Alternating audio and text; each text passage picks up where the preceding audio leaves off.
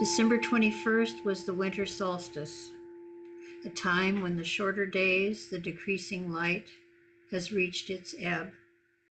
What was going down, relative to usable daylight tasks, is reversing course. We are now on the upswing.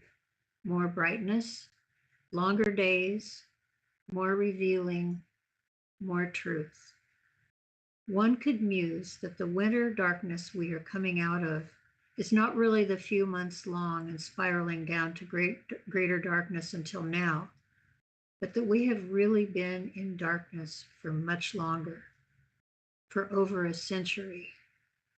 The lies, abuses, evils, and deceptions have been ongoing at least that long, but for eons also.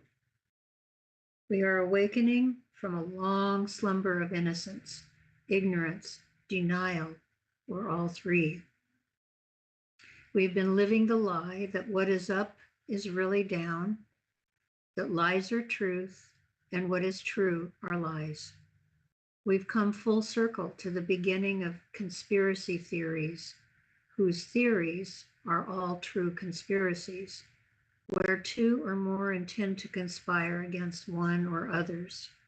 In this case, the world, for over a century. Beloved Creator, Creator of light and dark, Creator of all that exists.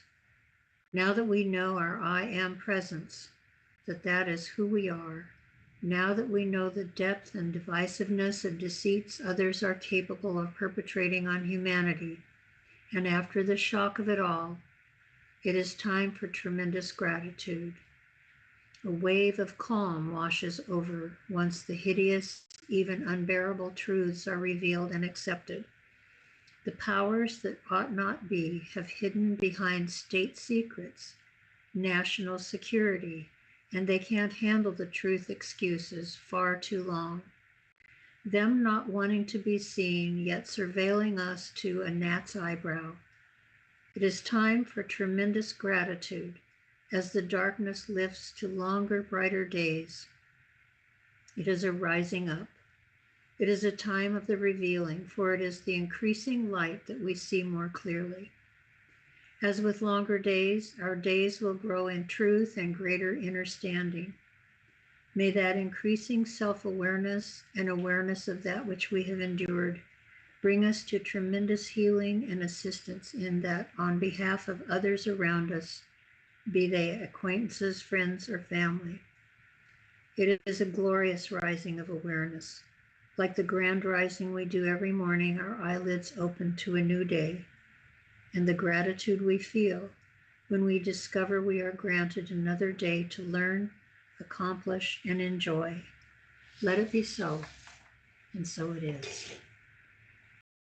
Hello. I had a conversation with a really smart guy, knowledgeable, old man like me, not as old guy. He's been around, he knows. He knows stuff from way before I became aware of this. And delightful 5-hour conversation. We ate leftover spaghetti together and drank a glass of wine and just talked and debated and defined and dictionary stacked up and looking stuff up on the telephone. It was delightful. And I learned a bunch and I showed a bunch. And one of the things that we need to define better is that a constitutional Republican form of government from Article 4, Section 4, one of the things we're guaranteed so that we will not fall back into a monarchy or a theocracy. We don't want to go there. We want to have a Republican form of government based on the fact that each individual is a sovereign human being and answerable to no one. But we all cannot go to Salem together at the same time to talk. So we have a representative go for us. It's not communism. They thought it out. They really did. If you just go by what the words say, and if you don't know what the word means, you look it up in the dictionary and you read it all and you understand and you move on to the next thing. Our sheriffs don't seem to be able to comprehend that. There are a lot of people that don't comprehend that. As long as your thinking and your actions are not contrary to a constitutional Republican form of government, whatever it is that you're doing, you believe in, or you think, you're fine with us. Buddhists don't have any problem. They're not looking to overthrow our form of government. You know, all of the Indian religions, they have no thought of overthrowing any government.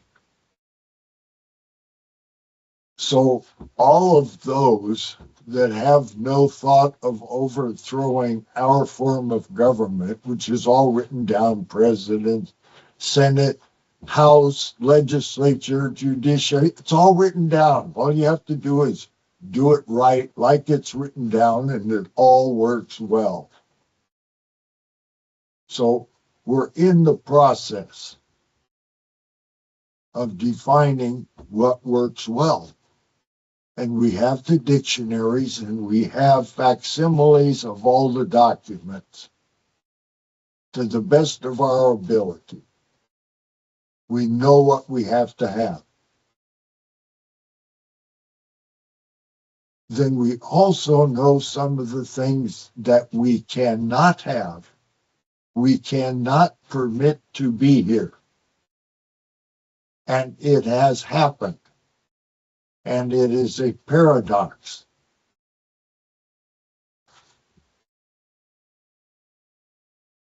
And the way they pull this off is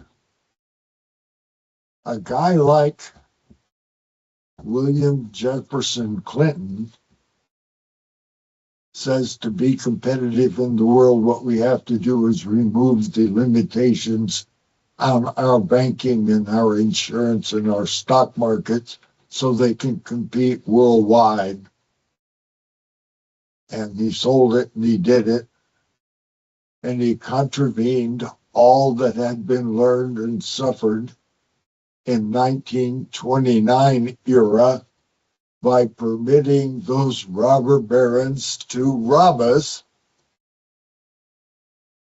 And they wrote rules to not be able to do that. And Clinton repealed all the rules, and then they did it to us again. Anything getting through? So adhering to what is written and understanding it before you change it, or telling a lie and not, is a jurisdiction. And there's lots of jurisdictions. In common law, I think there was 6 that I read. And one of them is criminal and one of them is civil. And it's all kinds of stuff, but it's not admiralty and it's not international and it's not maritime. It's Article 3, law and equity. Court has to have that to be an Article 3 court. And the only court where a man or a woman can find remedy has to be an Article 3 court. Now, there can be an Article 3 court anywhere that 3 tribunals and a clerk with the knowledge and the authority to be a court convene. You have a court. You have an Article 3 court. On Oregon, it's an Article 3, then it's Article 7, all caps, notifying you that it is Oregon's Constitution, Article 7, and then, comma, Amendment 7, Roman numerals. Amendment 7 says in suits in common law. Then you look in Bouvier's Law Dictionary, 6th edition, 1856, 2 volumes, printed right here in Troutdale. That 2-volume dictionary defines all the words in all of the constitutions, the United States of America's Constitution, the last article in the Articles of Confederation, 1859 is the latest edition of that jurisdiction, which is original jurisdiction. Now, in Article 3, you have to claim that you are a one Supreme Court, and that's small o, small s, capital C, because there can be one Supreme Courts all over the land, wherever one is needed, as close to where the incident happened as you can convene the court. We have one on Oregon. We went to all of the effort and learned the knowledge to do the job, and we are an Article 3 court. Original jurisdiction, Article 7. And in suits in common law, we're seeking remedy against the state in Article 3. And as the value is,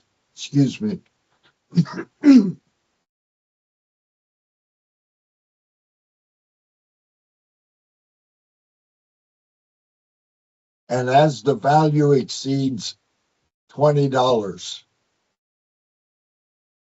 it has to be a court. And Bouvier tells us courts judge the law. In value of over $20. And juries decide the facts in that court. And that court is a court of law and equity. And it is made up of men and women in the jury pool of the one Supreme Court on Oregon, Article 3. That jury pool, several hundred, have signed up and had 2 witnesses identify that, yeah, that's who they are. They are not in the military, or they're not a sheriff or a cop. They're not an elected official. They're not a sworn employee. They're not an attorney or a judge.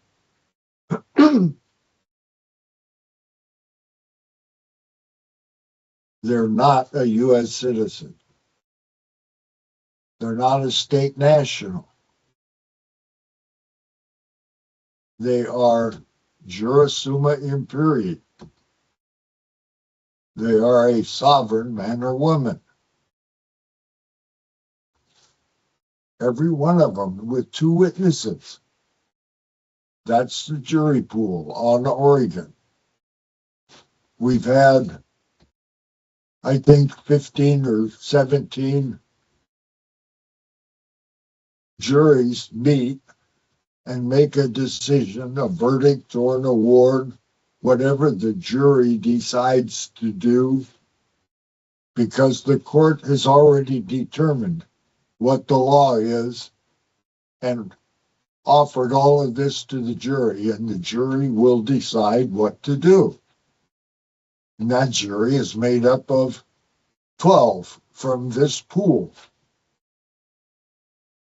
And if the jury shows up and wants to hear it and makes a verdict, then you have complied with everything that can be done lawfully, legally, legitimately, constitutionally on Oregon, because we have done all the work.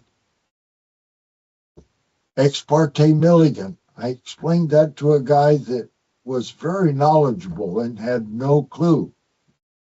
And he thought he knew a bunch about the Civil War, which isn't a war, it's a conflagration. And Smedley Butler nailed it. It's a racket, war is. Which brings me to another point. The only one of us in this confrontation we're having between the de facto and the jure on Oregon, who's who and who has authority, who has jurisdiction, venue, which law form will we use, what is legitimate and what is not legitimate. That's all going on right now and being decided in several different areas, in several counties currently. And all of this becomes fact in the court of public opinion, which is one of the courts that is becoming very active on Portland. Lots of stuff's going on there. I'm out here in the sticks in Beaverton. So when you come to Article 4, Section 4, and you must determine what is against a constitutional Republican form of government, if it can be identified as communist, communists want to take over whatever form of government there is and make it a communistic form of government. We can't have that. Social Democrats would like to take it over and make it a social democrat form of. We can't have that either.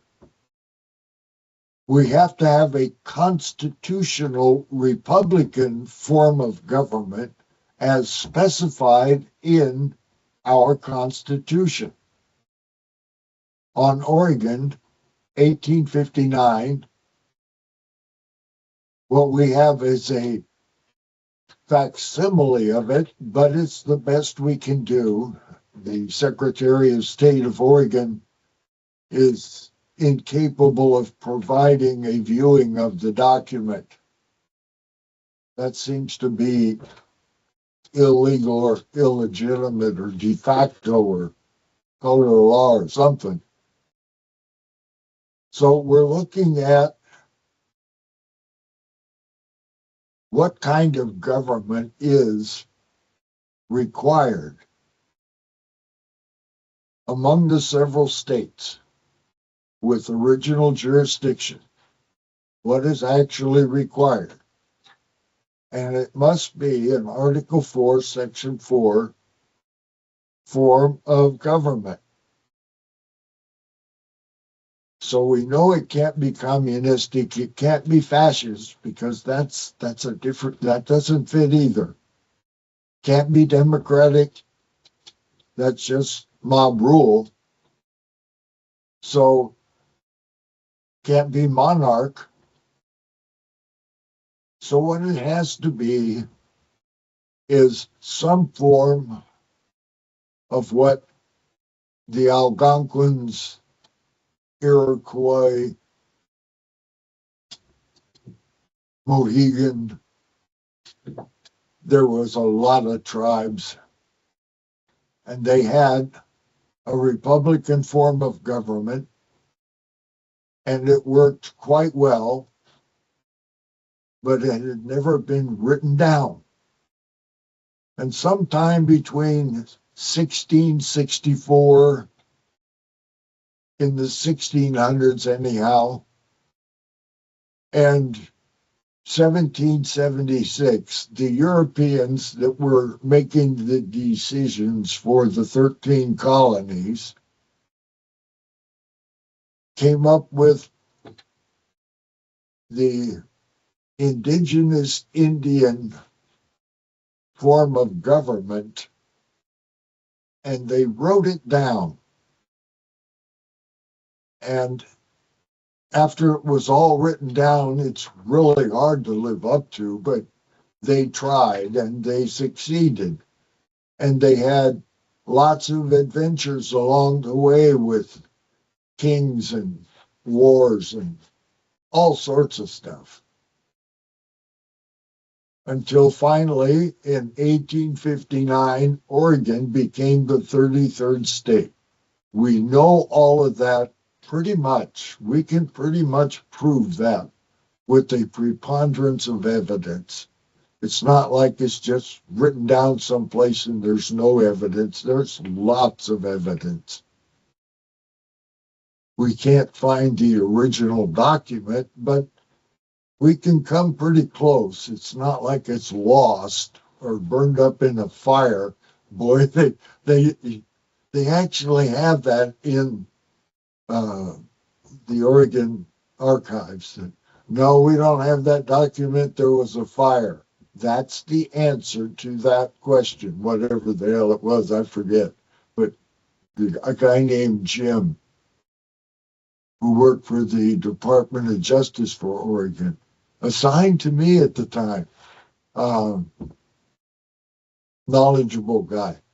But I digress.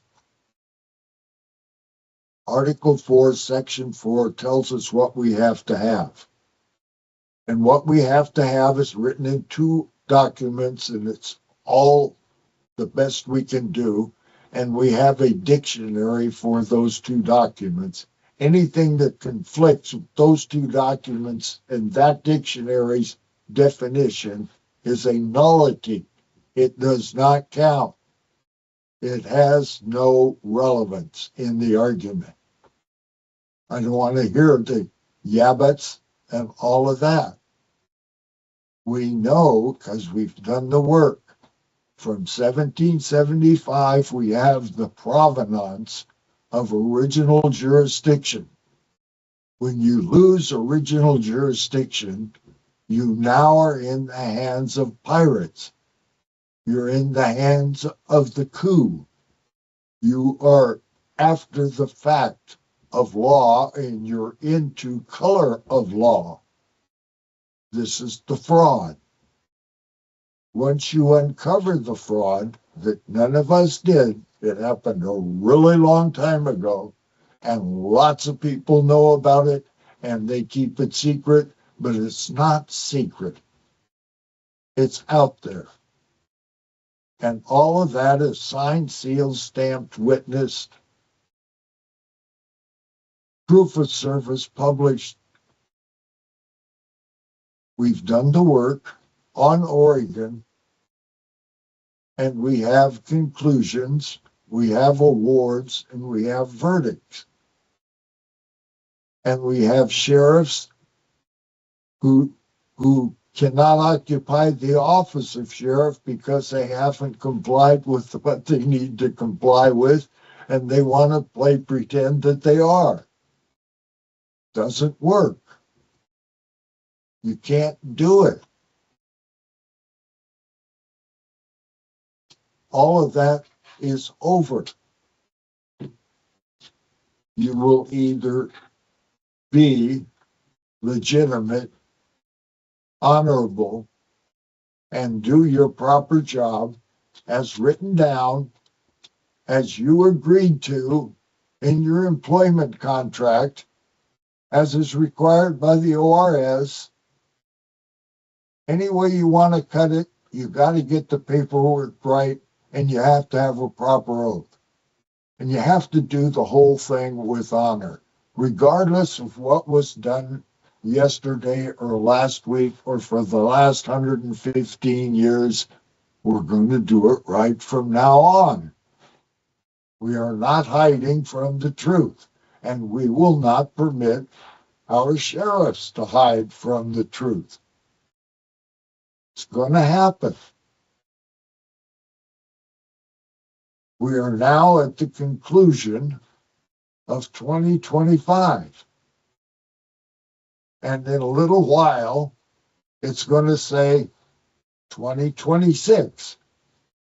And I'll change the signature on my email to a constitutional Republican form of government this year, 2026. And we'll be into our 8th year of knowing what it is, how to do it, and providing a solution for remedy on Oregon.